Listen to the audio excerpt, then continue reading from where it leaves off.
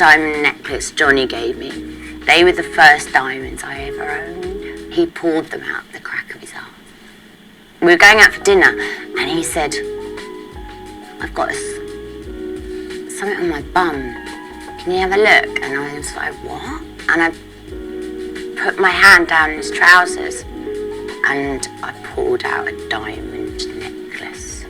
That diamond necklace. It is all the news all the time, and there's some very interesting news coming out today. But first, I thought I'd say it's really nice for you to be here and to watch and listen to these videos.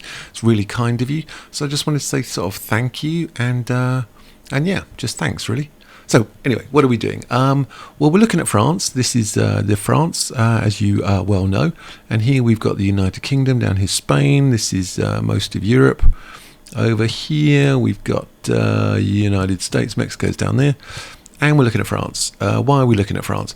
Well, is Johnny Depp going to move to Paris?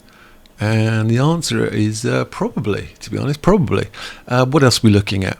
Amber Heard has been branded a nightmare, a relentless, scheming and belittling opportunist by Johnny Depp's friend.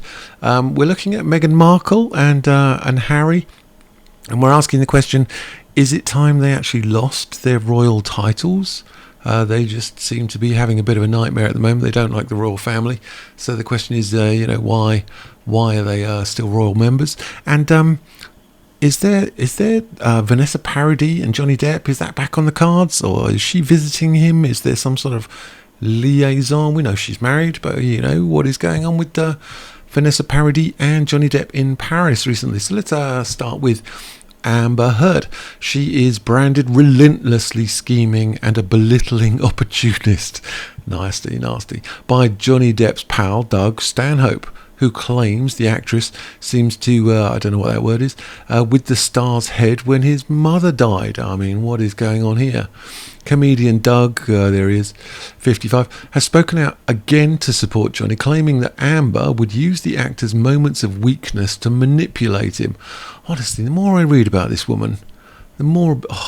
In 2016, Amber filed a lawsuit against Doug, for defamation after he claimed she was trying to squeeze money out of Johnny through blackmail. Well, you're not allowed to tell the truth, my friend. She later dropped the lawsuit, citing that she was moving on. You're right. With Doug later branding the suit comedy fodder. There you go. Johnny Depp's friend and confidant, Doug Stanhope, has branded his ex-wife Amber Heard a relentlessly scheming and belittling opportunist. These are good words. In explosive claims. The comedian 55 previously spoken out to support Johnny, and in 2016 Amber filed a lawsuit against him. Well, this seems a common theme, which she later dropped over comments he made alleging that she made up her claims of abuse. Now Doug has shared more accounts of his time with the pair, claiming that Amber seemed to use the actor's moments of weakness to manipulate him. I mean, what is with this person? He recalled the period of time after Johnny's mother passed away in 2016, just days before Amber filed to divorce him. Nice. Writing in his book No Encore for the Donkey, Doug said his wife seemed to be effing with his head again, I assume using this opportunity of his weakness to manipulate him even more and harder. He goes on to talk about the dysfunctional marriage. He's saying the cruel dysfunction in this marriage was nothing that you haven't seen up close with your own friends if you haven't suffered through it yourself. Someone close to you stuck in an abusive relationship who will never concede that they're actually being abused, or if they do, they blame it on any other circumstance or themselves or anything else, and keep going deeper and for worse. He went on to note that it's almost inconceivable to think that Johnny Depp or anyone that famous could be trapped in this kind of abyss of the heart. I mean, honestly, the things people say about this woman. What he's saying up here is someone of his stature, talking about Johnny Depp, would have to be tap dancing on the hour to avoid the vitriol of a relentlessly scheming and belittling opportunist. Was at a minimum disheartening. This was in May 2016, at an early stage in the divorce process. Amber claimed that Johnny had abused her physically, which he denied. Doug then penned an op-ed claiming the actress had blackmailed the actor with fake domestic abuse claims, and that prompted Amber to file a lawsuit accusing him of defamation. Yet she drops the lawsuit 3 months later, with the star's representative telling TMZ Amber is moving on. You're right. Getting back to work and leading a normal, happy life. He lied. But that dropped suit was linked to a settlement that the Black Mass star, that means Johnny Depp, and Amber had come to terms on. One condition of that agreement was the elimination of all lawsuits. So in an essay published on this thing, Doug recalled seeing Johnny privately flustered by Amber's intent to part ways, and how the actress was threatening to lie about him publicly in any and every possible duplicitous way if he didn't agree to her terms. Jesus, man. Blackmail is what I would imagine other people might put it, including the manner in which he is now being vilified. Yeah, every day about this woman. What else is going on in the interesting, crazy world? Well, we're looking at Meghan and Harry. What's going on here? The couple is now snubbing the very institution from which they derive their power and celebrity. It's bizarre and damaging to the monarchy. There they are. The news that Her Majesty is even contemplating inviting her new Prime Minister to form a government next week at Balmoral instead of Buckingham Palace tells you that our Queen is in frail health. Yeah, she is getting older. So what she's saying is the Queen needs respect, affection and consideration, which befits our longest reigning monarch in the home straight of her life. She's looking for respect and affection. But this novel idea is clearly not penetrated the rosewater fragranced, designer candled halls of that palace of positivity and nurturing goodness in Montecito, where the Duchess Meghan has given yet another interview which could be calculated to unsettle the royal family. Very little in the way of thoughtfulness is to be expected from a couple who, in March 21, gave an inflammatory interview to Oprah when Prince Philip was seriously ill in hospital. All that matters to Meghan and Harry is the expansion of their flourishing grievance business. In which they amusingly portray themselves as the abused star-crossed lovers in a tragedy which also stars miser Charles, wicked fairy Camilla, unsupportive William, and bully Kate, who made me cry. I mean, it's difficult to feel sad for someone when they're lounging around in their £11 million mansion. You're thinking, well, things could be worse. Anyway, actually the interview for New York's magazine The Cut by Alison P. Davis is not always the helpful hagiography its subject may have counted on. I had to look up this word, I hadn't seen it for ages. It means something that is overly treats everyone with too much respect. Your eye contact is good, said Meghan unsettlingly to Davis. You're like looking into my soul. Has she got one? I'm not sure. The journalist is not convinced it's a soul, or even if she's got one. More a carefully managed stage set in which the Suits star puts on a performance of effortless, arms wide open, relatable affectation. She smells calculation. I'm sure she does. She has taken a hardship and turned it into content. I mean, it's hardly a hardship as well. I mean, it's not like digging a ditch in the rain, is it? Observes the interviewer. It's phrased like a compliment, but it really isn't, no. Everything is content to Meghan, the life of Duke and Duchess of Sussex now being a wholly owned subsidiary of Netflix. Indeed, yes it is. Prince Harry, meanwhile, is increasingly relegated to the bit part. Think Buttons in Cinderella. Sometimes Meghan's husband is glimpsed juggling through a window. Or he is allowed to say a few lines which burnish the legend of his incredibly modest, yet somehow vain and self-obsessed wife. A few things jump out. First, Meghan's grievances grow ever bolder and more extravagant, but they're floating free of any observable reality. There's a phrase. She claims that, had the Sussexes stayed in the UK, she'd never be able to do school pickup. Or is that like a huge thing you want to do? And drop off with Archie without a press pen of 40 people snapping pictures. And yet, Prince George and Princess Charlotte have been dropped off and picked up by their parents for several years without a single intrusive or unauthorised picture. Well, there's that. Meghan also impugns the British media asking why she would share photos with the very people who are calling my children the N-word. When did that? All right, never. Some evidence would be good. Fibs are fine if it's someone's truth in quotation marks. It is truth, and reality seems to be not good bedfellows. The Duchess's half-sister Samantha said it was dishonest of her to claim during the Oprah interview that she grew up as an only child. Well, that's obviously subjective fact. Meghan's lawyer insists it was not meant to be objective fact, but a statement of her feelings. It's not a feeling, whether you're, okay. What I would find troubling about this interview, if I were Prince Charles or Prince William, are the hints of emotional manipulation Meghan points out more than once. There's nothing constrains her from speaking out. Oh, it's like threats. Whether on her new top-rating podcast, Archetypes, top rating for now, people are curious for the first one, and then they're going to think, oh, self-indulgent whining yet again. Or in the wider media, about what she considers her dreadful treatment at the hands of the Windsors. She's only been there like 18 months or something, but it takes a lot of effort to forgive. I mean, what did they do? Steal her dog or something? I've really made an active effort, especially knowing that I can say anything she threatens, her voice full of meaning.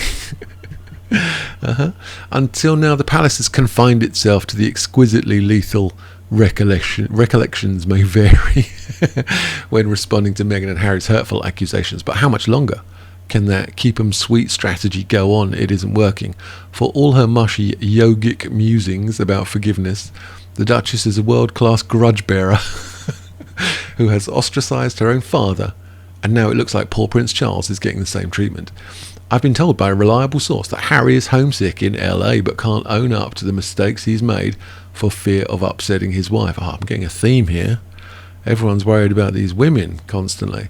It looks like the Sussexes won't see Harry's father, William, and his family, or the Queen, during their visit to the UK next week. Who are they going to go and see then? In effect, we have a quasi-royal tour with the couple now snubbing or being snubbed by the very institution from which they derive their power and celebrity. It's bizarre and damaging to the monarchy.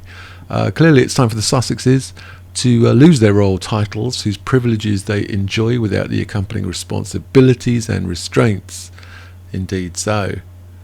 They enjoy the privileges, they don't like the responsibilities, they like the money, but they also like complaining and whining about everything being such a trauma while living in their £11 million mansions.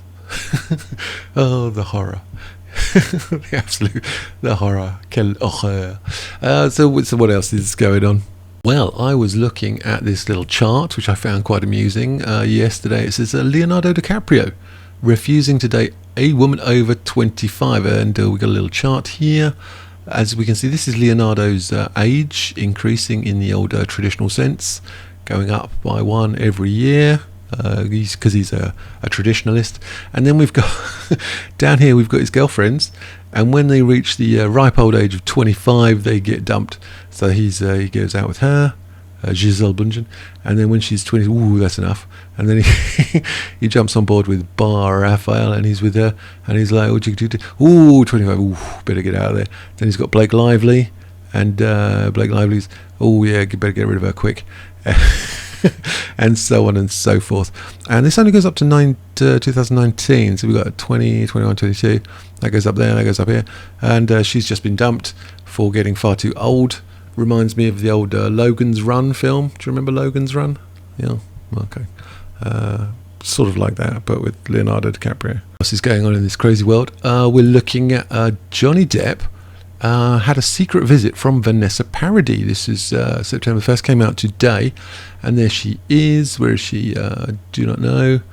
Could be, do not know. And since the beginning of the summer, Johnny Depp has been in Paris for filming of La Favorite, also known as Jeanne de Barry, which is a film directed by Marwan Lebesco, also starring Marwan Lebesco as Jeanne de Barry, and also written by Marwan Lebesco. So she's starring in it, she's directing it, she's writing it. Johnny Depp's going to be Louis XV. But yeah, since his arrival in France, the actor has surely had time to see his two children again, Lily Rose and Jack. I think Lily Rose is in America, maybe she's back. But that's not all. As reported by Gala, the star of Pirates of the Caribbean, would also have had a visit from his ex-girlfriend. This is translated from the French, so the grammar's a bit strange. What it means is he has had a visit from his ex-girlfriend, Vanessa. Indeed, the singer would have come to see him, or actually did come to see him on the set of his feature film. The interpreter, I think that means the singer of the old song Joe La Taxi, I don't know if you remember that one, was able to come to support him for his return to the big screen. Or it may be that she took advantage of the passage of the actor, to discuss the future of their old house. Yeah, they've got a house, they've actually got a series of villas, like a village. Indeed, since 2015, their paradise villa in the south of France has not sold. But although it's not sold, Johnny Depp is looking for a new home in the Paris region. So the rumour is he's going to go and live in France. He likes France, he likes being in France. He has a new European production company, IN2. He wants to make films with a European sensibility combined with an American accessibility, whatever that means. So he wants to be based in France, as far as I understand. And then he can link up with French television and French film companies like Why Not Productions and make European films. So this property would allow him to have a base during the filming of his film, but also be close to his children. Lily Rose Depp now lives her life halfway between France and America, and his son, not her son, his son is very often in Paris, which is a residence where he can finally spend more time with his son. And this time could also see him get closer to Vanessa Paradis, but they separated in 2012 and she's married, but let's not let that get in the way of things. mere minor problems. The two stars have remained on very good terms. Yes, she spoke at his defamation trial, so there's more interesting things going on about that. So yeah, I think there's a movement from Johnny Depp. I think he's going to go and live in France, if that's where the sort of plan is, and somewhere in the Paris region. It's really nice here. Le Tour Eiffel. So let me know your thoughts and your hopes, dreams and ambitions. What do you think? And is he moving to France? Is it time for Meghan and Harry to give up their royal titles if they're just going to constantly be harping on how bad and horrible the royal family are?